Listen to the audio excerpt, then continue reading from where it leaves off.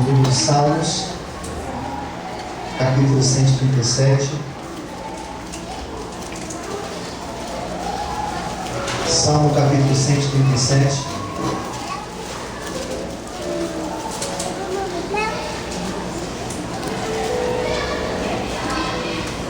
Salmo 137.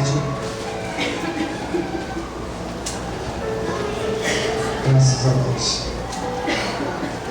Quem já encontrou, diga amém. Chegue perto aí do seu irmão do lado, se você não trouxe Bíblia, ou se você percebeu que ele não trouxe. Vamos ler o versículo 1 a seguir.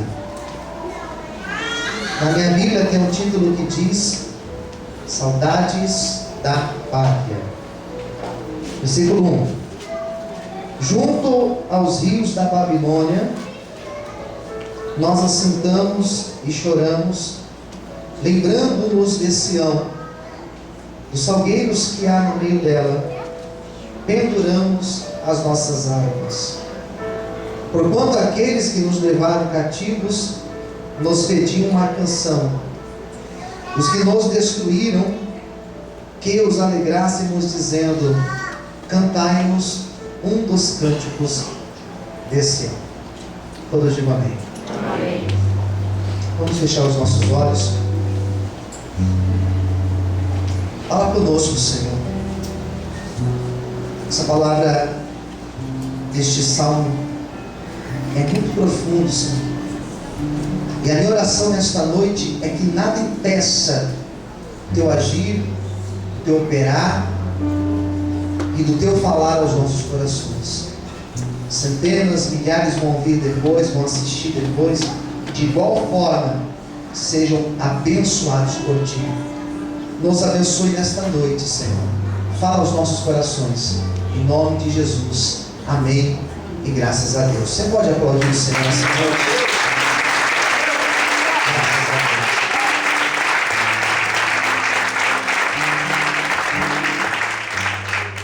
Seu irmão do lado, Deus vai falar com você nessa noite.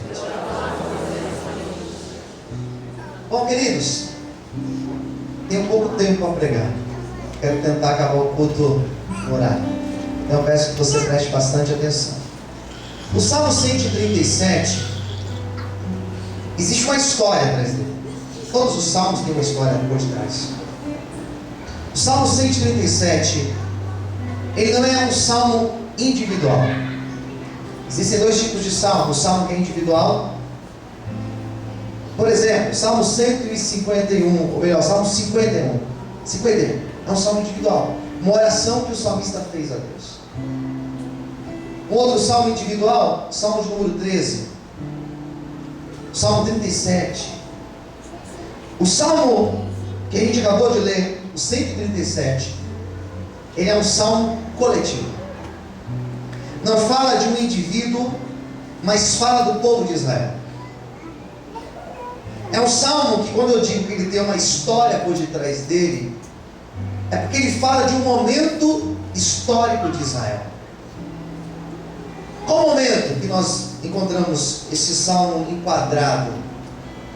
O momento quando Israel passou durante o cativeiro da Babilônia, onde eles ficaram ali dentro por 70 anos.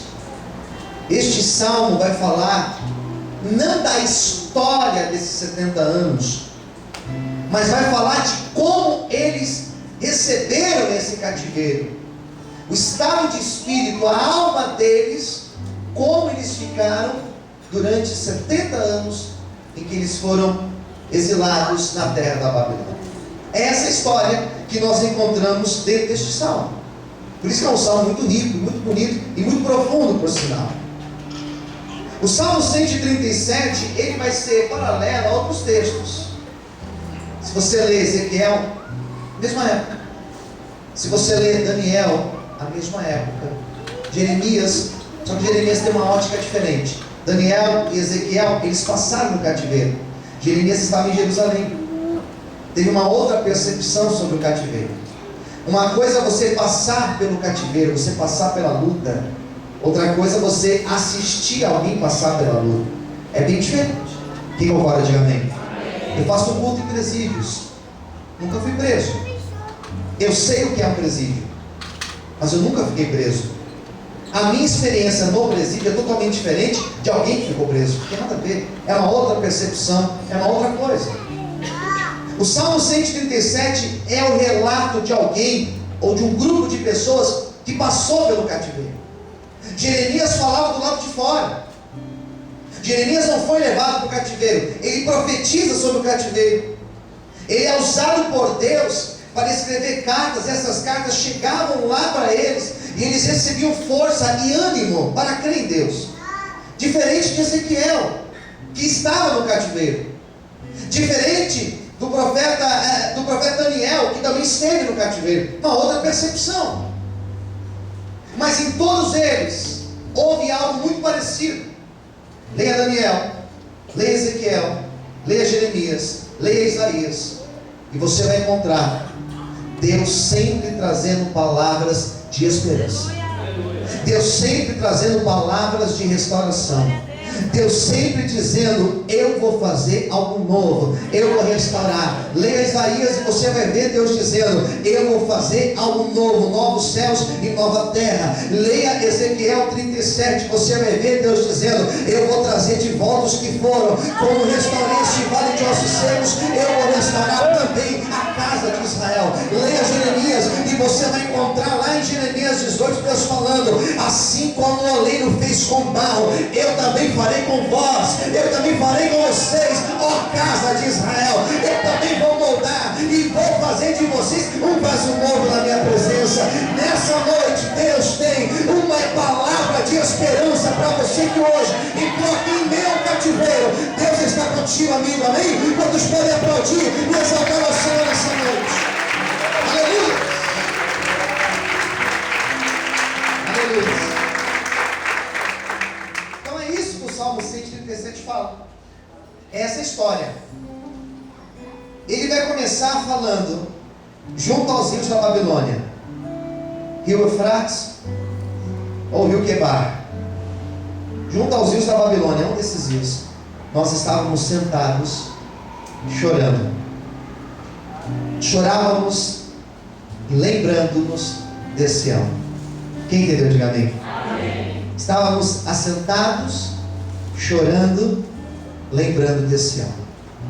Imagine a cena: um rio, não sei se era o Eufrates ou o Rio Quebar, e eles estavam ali sentados. Eu fico imaginando a cena, eles ali sentados, as águas passando, estavam ali sentados e começavam a conversar, e começaram a lembrar. Sabe quando você senta com um amigo e você começa a lembrar histórias com ele?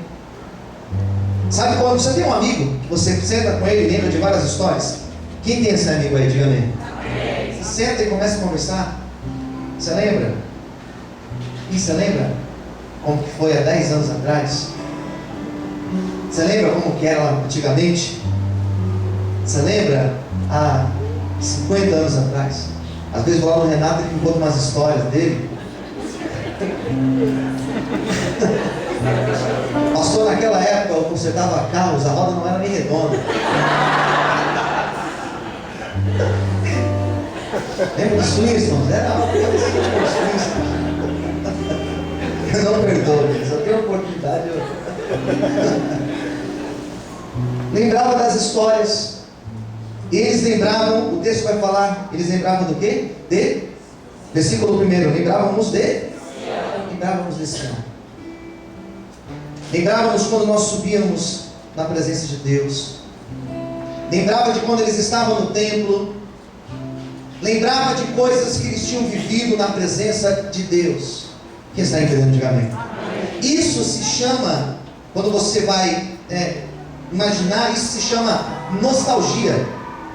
É uma saudade da pátria, uma saudade que você sente da sua pátria. Nostalgia. Isso podemos chamar de saudade, porque saudade, você vai no dicionário, nostalgia é lembrança da pátria, saudade é lembrança de alguém ou de algo. Eles estavam com saudades dos amigos que eles tinham deixado lá, da casa que eles tinham, saudade, sei lá, daquela praça saudade do templo, saudade de orar. Eles lembravam de Sião, eles lembravam das suas coisas, eles sentiam saudade. Melancolia, uma forma muito dura de saudade, é uma pessoa se tornar melancólica. É algo muito grave. E ali eles estavam chorando. E por que o choro fazia parte daquela saudade? Quantas pessoas que nós conhecemos, que quando lembra de algo, chora? Quantas pessoas que nós conhecemos, que lembra do passado e começa a chorar? E começam a dizer: olha, se eu pudesse voltar atrás, olha, se eu tivesse a oportunidade de reencontrar aquela pessoa, eu ia falar tantas coisas para ela. Se eu pudesse falar com meu pai, com a minha mãe, que Deus já levou.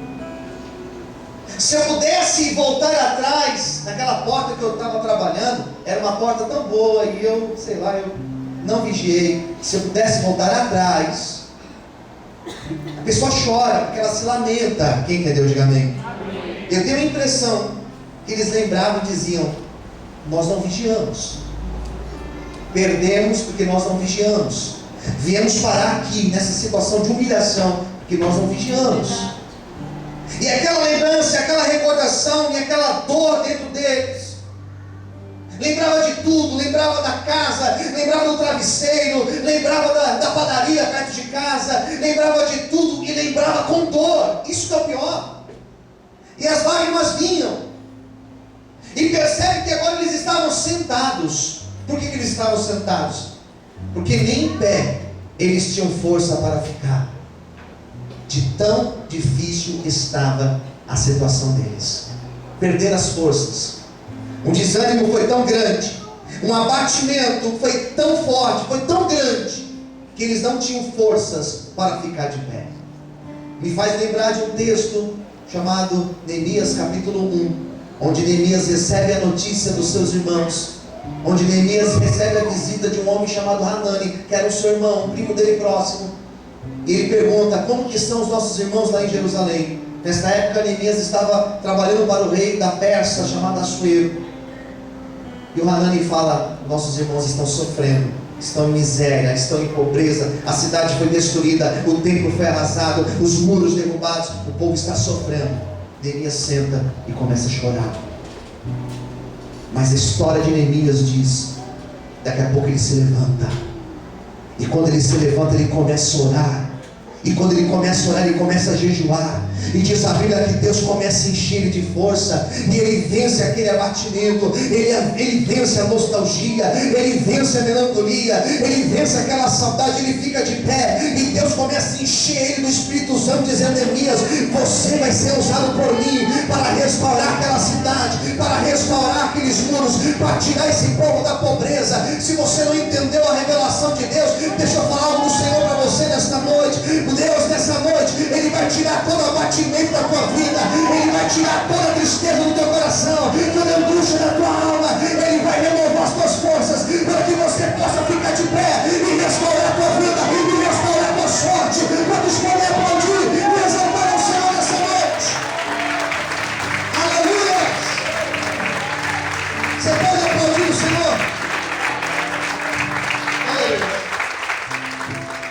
Mas o Salmo 137 vai dizer, vai falar,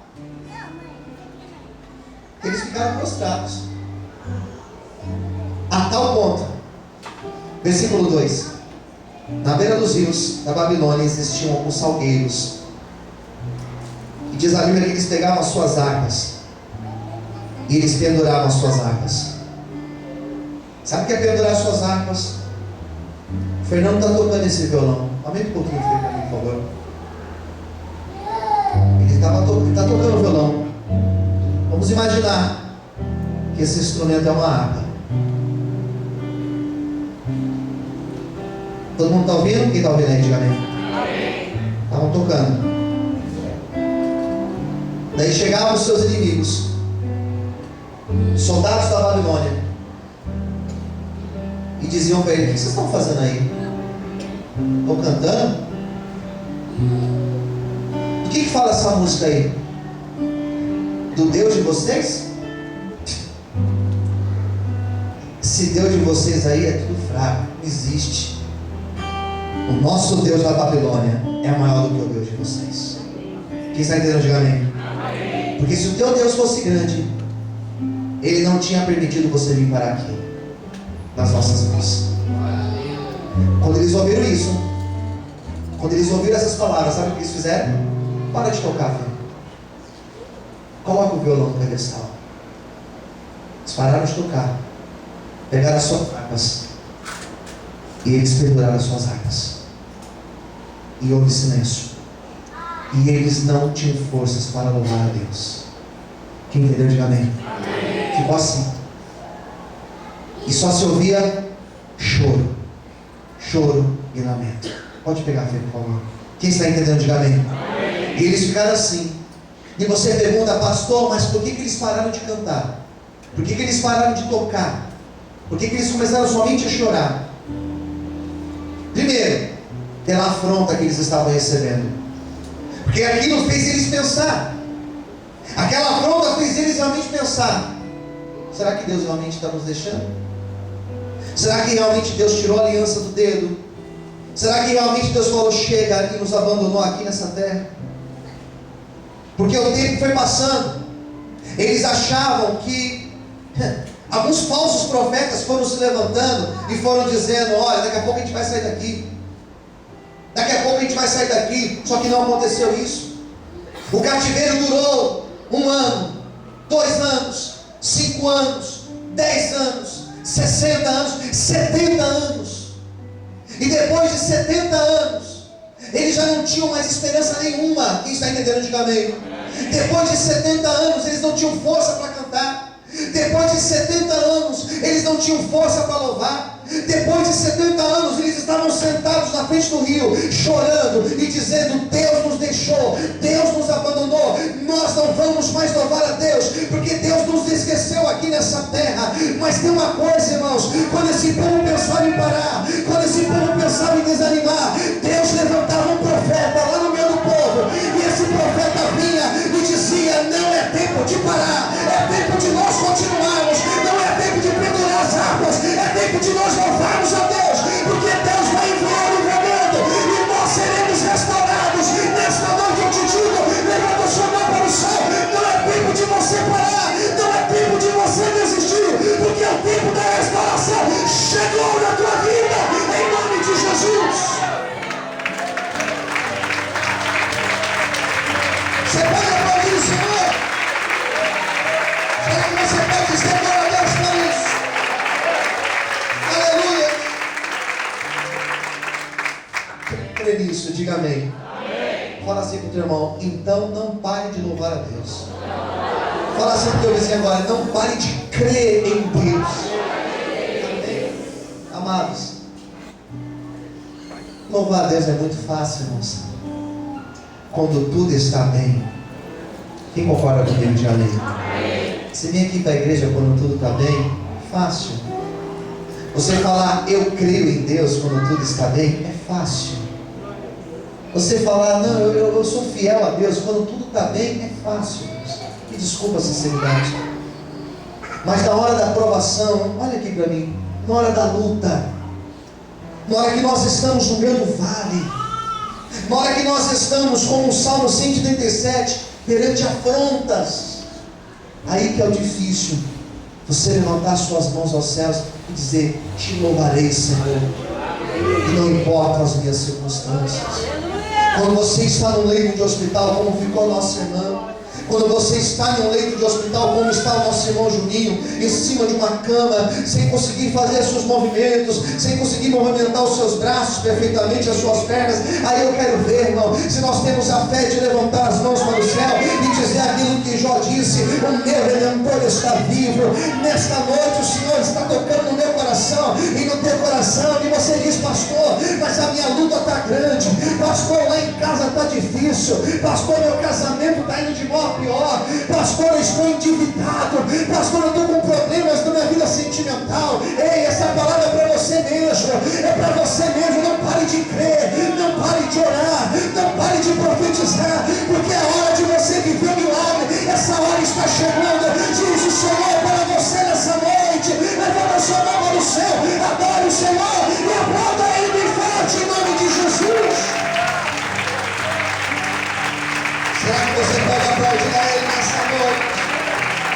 Será que você tem coragem de aplaudir ao Senhor e de louvar ao Senhor nessa noite? Aleluia!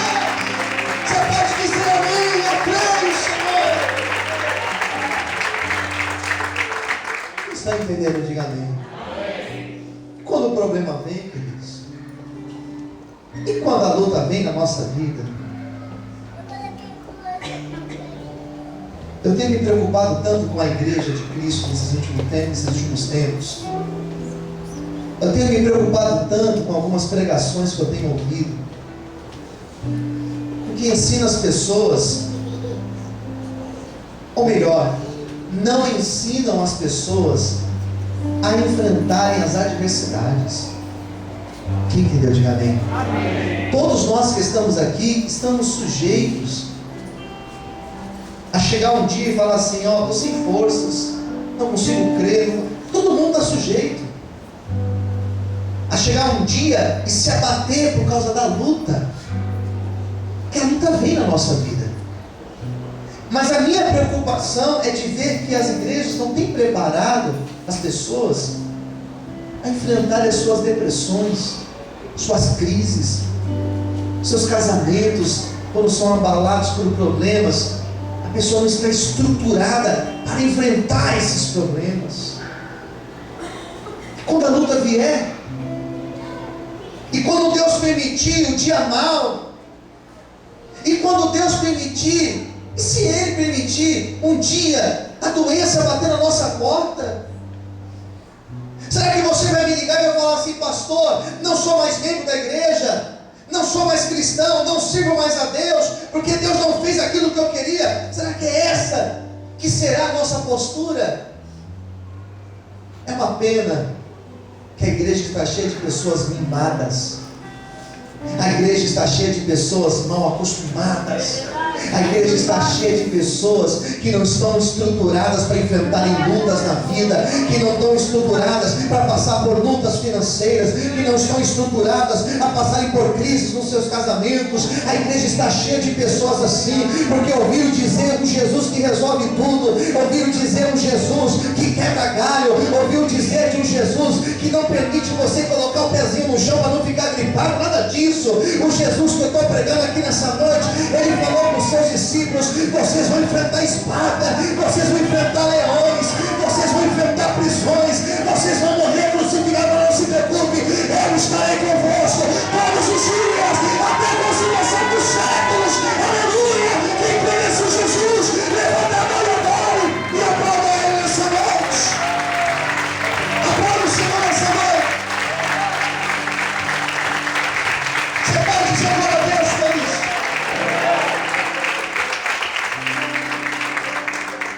Deus quer ouvir o teu louvor no meio da luta. Fala isso para o teu irmão do lado: Deus quer ouvir o teu louvor no meio da luta. É na Babilônia, irmãos, que nós vamos louvar a Deus. É perante o rio Quebar que nós vamos louvar a Deus. É perante as crises, é perante a adversidade que nós vamos louvar ao Senhor. E o nosso louvor vai romper os céus, vai chegar até Deus, cadeias serão quebradas e as provisões virão. O teu inimigo não vai entender nada, o teu inimigo ficará confuso, porque no meio das adversidades eu e você estaremos louvando e exaltando o nome do Senhor que vive e reina. Adore a Ele nessa noite. Aleluia!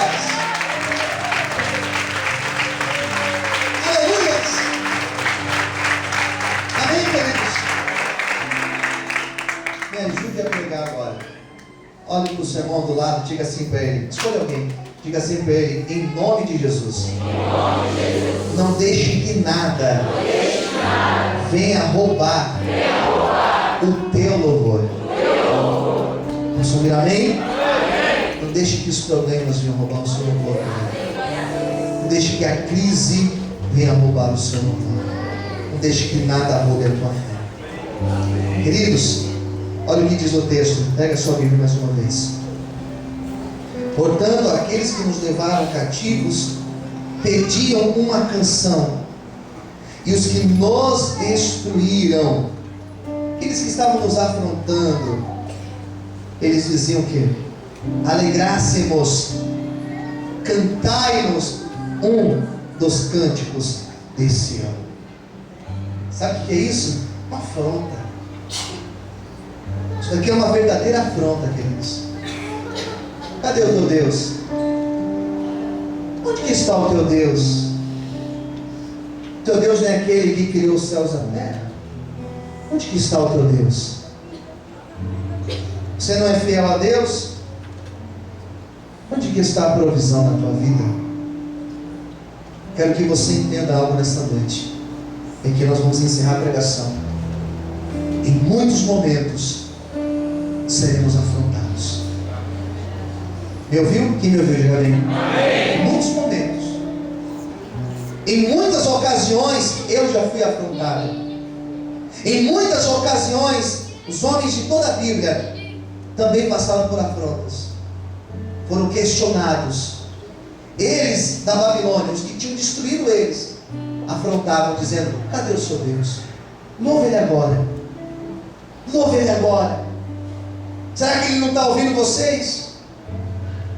E eu posso te garantir nessa noite que Deus estava ouvindo cada tocada daquela harpa deles. Deus estava ouvindo cada louvor deles. Deus estava recebendo a cada oração deles.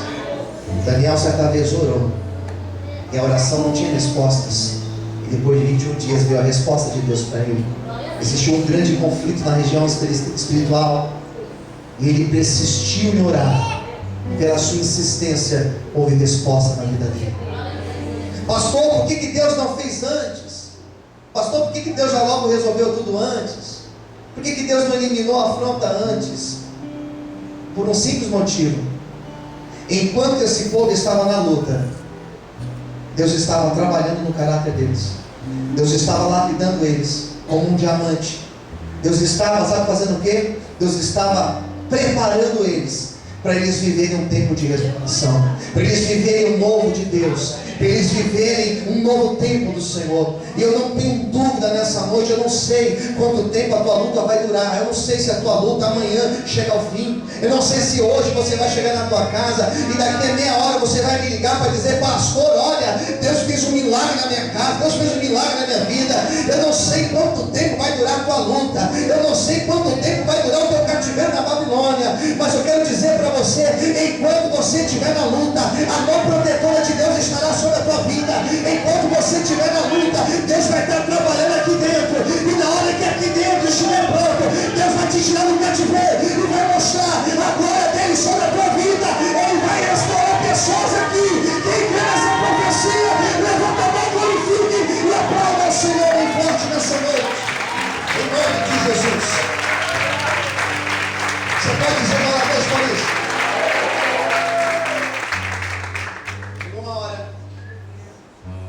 Chegou uma hora que Deus falou: chega, vou restaurar esse povo. Fala para o teu irmão do lado: chegou o tempo de Deus te restaurar. Sabe o que é interessante da história? É que eu vou encerrar, prometo. Sabe o que é interessante? Lá no Egito Deus levantou Moisés. Na época dos juízes Deus levantou Sansão, Gideão, Jefté, Débora. Nesta época aqui, sabe o que Deus fez? Deus não levantou nenhum deles. Deus trouxe alguém de fora. Deus trouxe alguém que não o servia, um ímpio, para ajudar este povo. Eu quero hoje ser boca de Deus e profetizar que Deus vai trazer pessoas para te ajudar.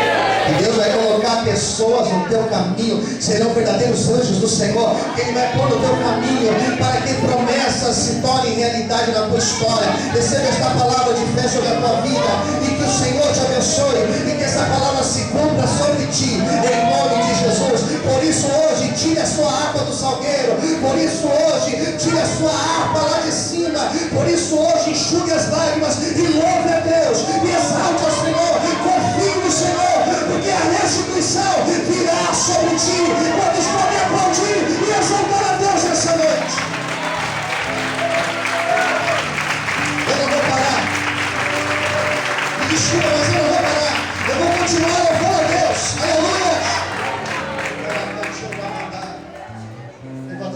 assim para o céu. Faz um lá maior para mim, filho. Levanta suas duas mãos aos céus assim, com os teus olhos fechados.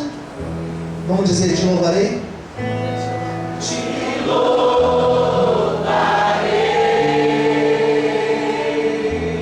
Não importa as circunstâncias. Não importam as circunstâncias. Eles estavam sentados louvando a Deus.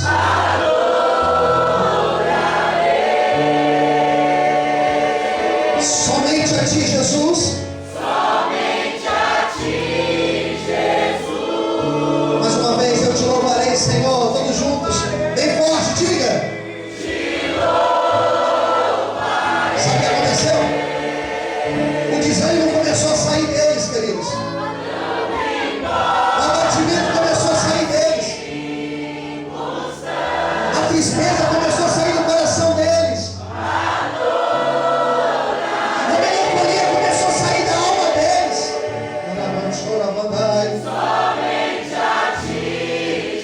Mais uma vez para nós encerrarmos. Eu te louvarei, Senhor, para todo sempre. Diga. Te louvarei. Eles começaram a se levantar, queridos. Não importa. Comece a se levantar. Fique em pé, por favor, no teu lugar. Adorarei, Senhor, somente a ti. Adorarei. Somente a ti, Jesus. Declare. Somente a ti, Jesus. Vamos assim, do início, perto do que ele está. Todos juntos.